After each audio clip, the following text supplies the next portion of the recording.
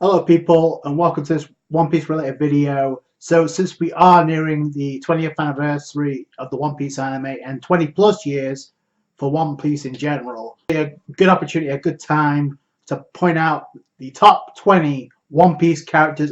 This is a video I've wanted to make and there's no better time for it. Quick disclaimer, this list isn't about power scaling, it's not about who's the strongest. It's a subjective opinion, so if you don't agree, that's fine.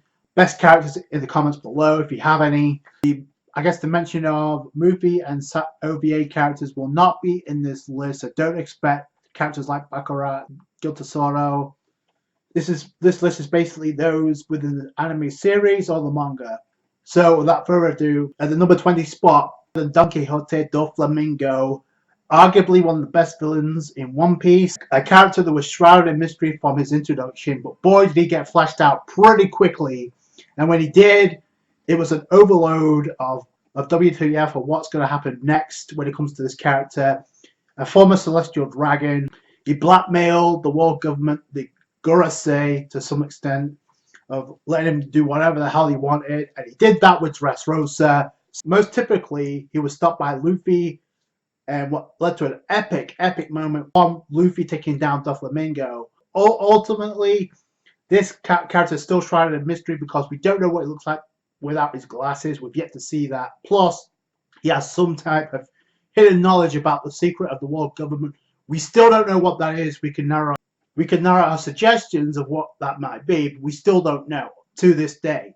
One thing we do know is Doflamingo is a badass character, and if you mention the Will of D in front of him, he's most likely going to turn into a human lobster or shoot bullets in you to make it look like Swiss cheese. Just ask Trafalgar Law. Ouch, I don't know how he survived to this day. So from number 20 to number 19 to Nefertari Vivi, or better known as Vivi, the first female of this list. Much like most female antagonists or protagonists in the series, she started off as a minor antagonist to the Straw Hats, but then quickly became an ally to the Straw Hats when it came to the Alabasta arc, and then quickly reached all of our hearts for the One Piece fans by the time the Alabasta arc ended.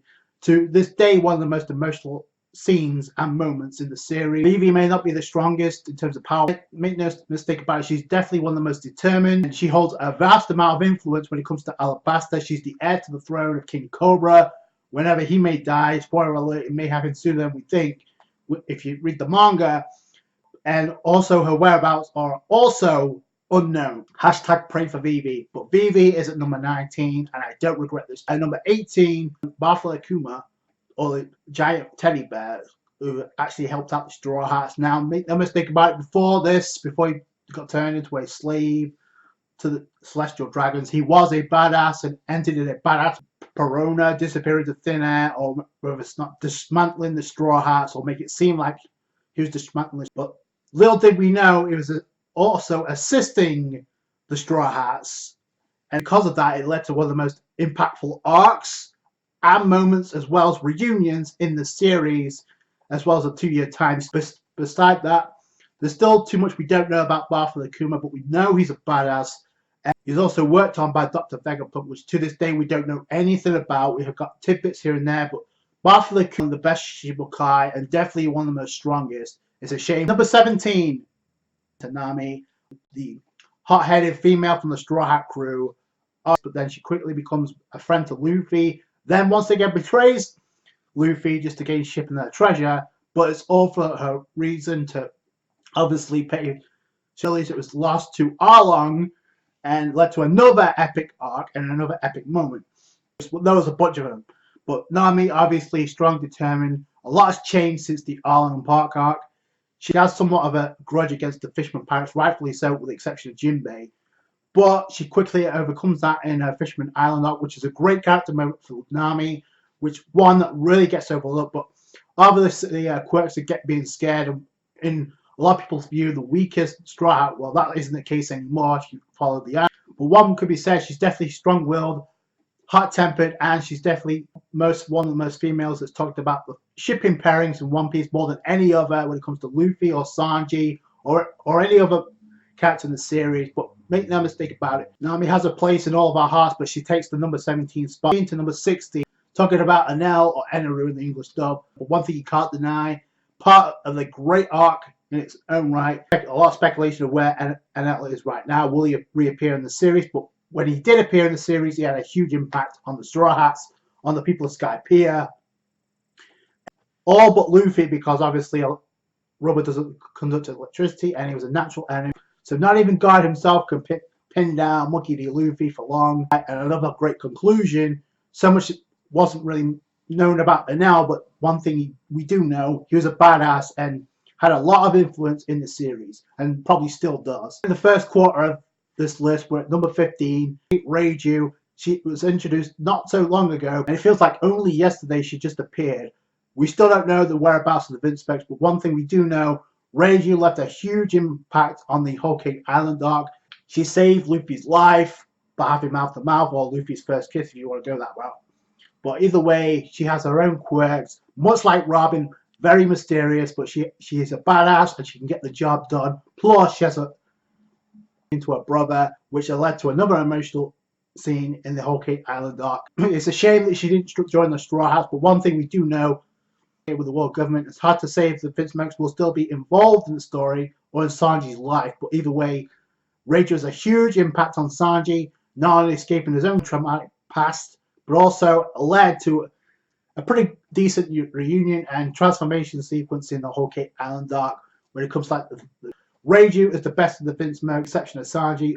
All the gems number 14, and none other than Sanji, the best cook in all of One Piece, but also probably one of the best Straw Hats. This lovesick puppy of all female, the Straw Hats, can't get enough praise. He got an arc to develop him in Whole Cake Island, and obviously has much like most of the Straw Hats, has a huge traumatic past. And quickly overcame that when he joined up with Luffy. Changed, obviously. Zeph, his real father, was a huge influence on Sanji's life, and obviously taught him the ways of not mistreating women, and also not to waste food, and Sanji to what he is today. Obviously, Sanji being one-third of the monster trio, and also one of the most debated back and forth between Zoro and Sanji. But make no mistake about it, Sanji definitely has his place in the Straw Hats, and he definitely has his place in this list. And number 14, Sanji. Number 13, none other than Katakuri. Now, I know what you're all thinking, he should be higher on the list. Again, this is not about power scaling. I need to reiterate that. It's about where these characters placed, shaped up, and how they have left an impact on me over the past 20 years.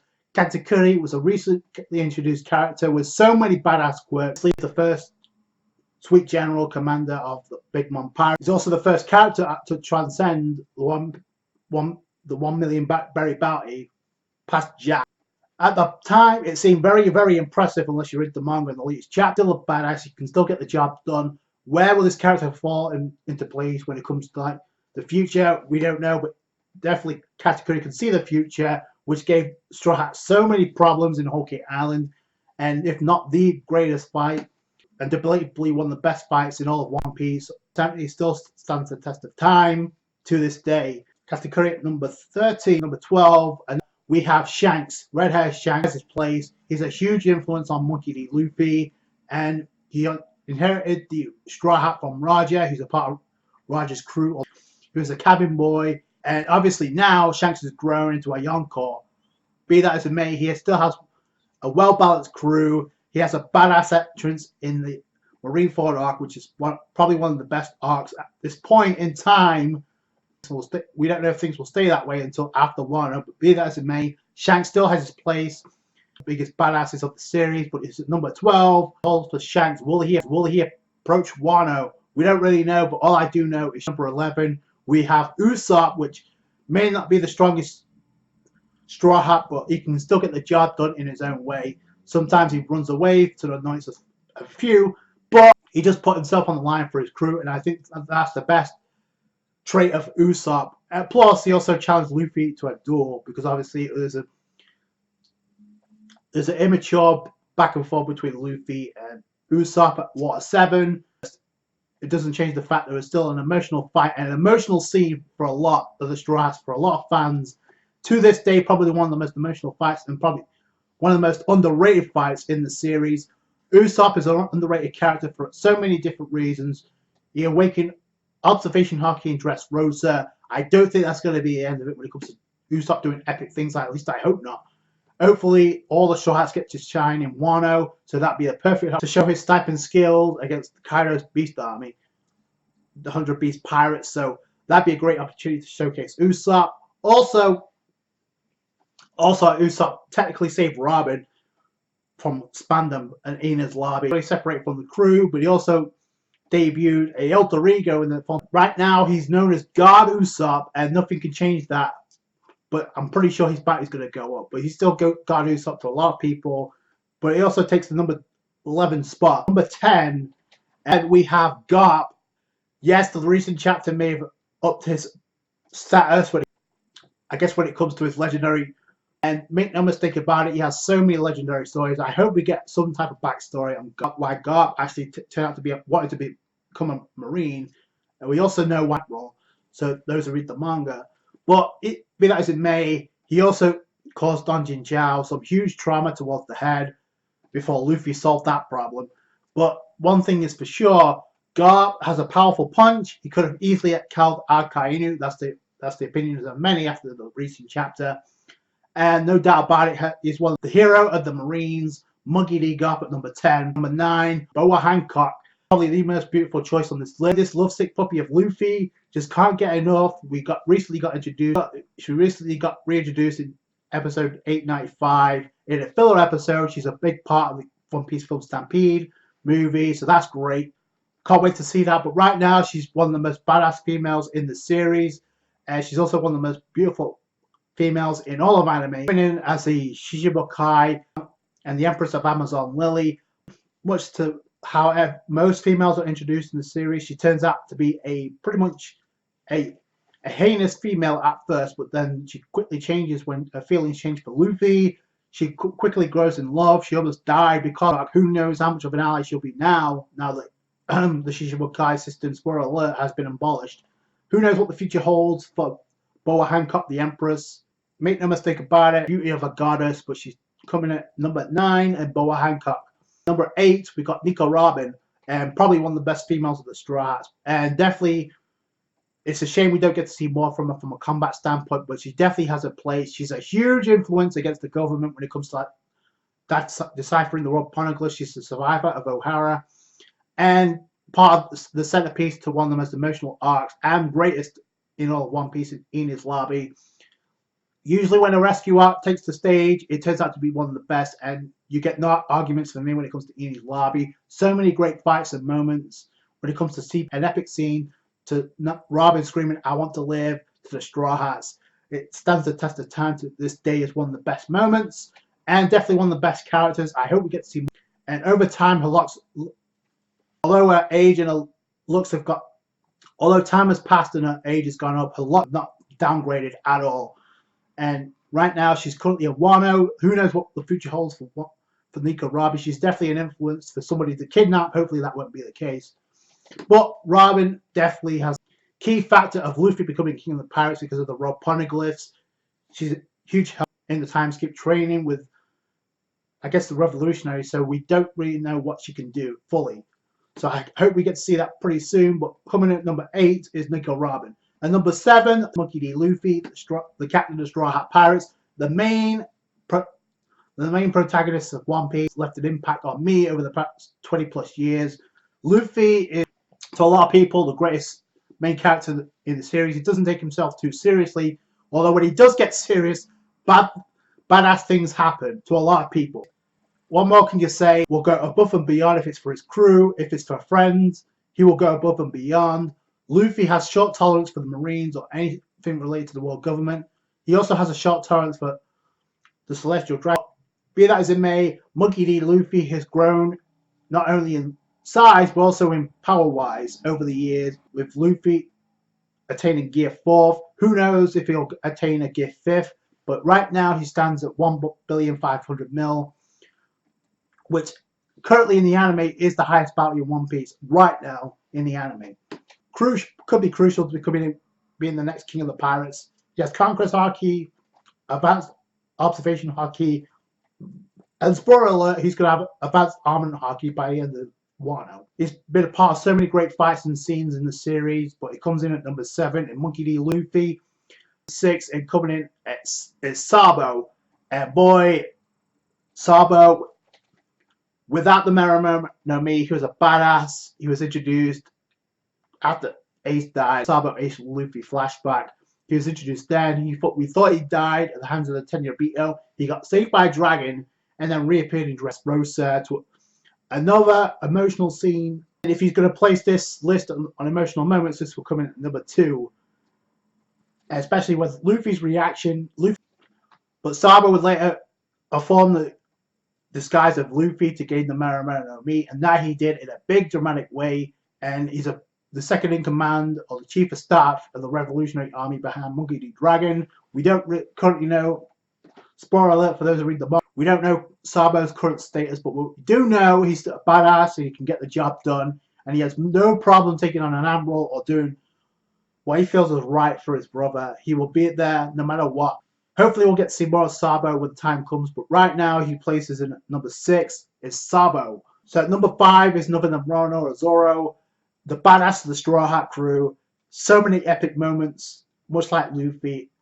I guess you can say for the Straw Hats as well, but Zoro has some type of influence when it comes to Wano. He's striving to be the strongest swordsman of the series. By the end of the series, he may very well just take that spot. His goal is to defeat Draco Mihawk. Whether or not that's still the case, we don't know. But what we do know, he's striving to become the best, and he's not stopping to get stronger even after the time skip. We still don't know what Zoro can do at full capacity, so that's going to be something to see. There's a lot of debate about his eye, that he can still open it and release some type of over-the-top hockey technique that's going to blow Wano away. We don't really know what the future holds. What we do know is Zoro's still a badass, and nothing's going to change that. He's at number 5. Number 4, Silver King Rayleigh. He's the second in command of Roger, the Roger Pirates. Rayleigh had a huge influence on Luffy's growth and development throughout the time skip. He's a huge mentor to Luffy. He's also a huge pain in the ass to the world government because Rayleigh's also a badass. He got introduced in a badass manner with helping out Kami from Sabri Archipelago, and it was after the races there we got the backstory of Roger and his dealings with Rayleigh. Other than teaching Luffy the 3 types of hockey and mastering the 3 types of hockey, he has no doubt a huge place in Luffy's heart, and he has a huge place on this list. With at number 4 and number 3, Edward Newgate, or we know him as Whitebeard, a badass to the very end. He got introduced very early on, and he also had a confrontation with Shanks, obviously to prevent Ace from doing something stupid. It did not help Ace's fate, but what it did do is bring us one of the most impactful arcs in all One Piece. He blew the Marines away at Marineford. He devastated so many enemies. He had a badass devil fruit that, according to Sengoku, could destroy the world if he wanted to. Throughout causing tsunamis and causing major havoc to the world government, his end finally came and marked the beginning of a new pirate era. But one thing did not change. Whitebeard went out in a badass fashion. He never laid down. He never got a scar on his tattoo on his back, but he got plenty of scars to make him a badass of the series. But one thing will not change is we're still learning about Whitebeard to this day, and nothing has changed when it comes to like our take on him being one of the biggest badasses. He comes in at number 3. So at number 2 is none other than Fire Fist, brother of Luffy, and obviously driving force of Luffy, getting stronger and wanting not to repeat the same mistakes as Marineford. Ace, what more can you say? He was introduced in Alabasta. He's one of the most likable characters of the series. He still has his legend spread throughout even Wano. His confrontation with Blackbeard, his confrontation with Aokiji, his confrontation with Akainu after drawing him out after insulting Whitebeard. But be that as it may, Ace never backed down. He did what he had to do as a brother to protect Luffy, and there's nothing more admirable than that. Nobody wanted that, but either way, it does not change the fact that Ace was a great character.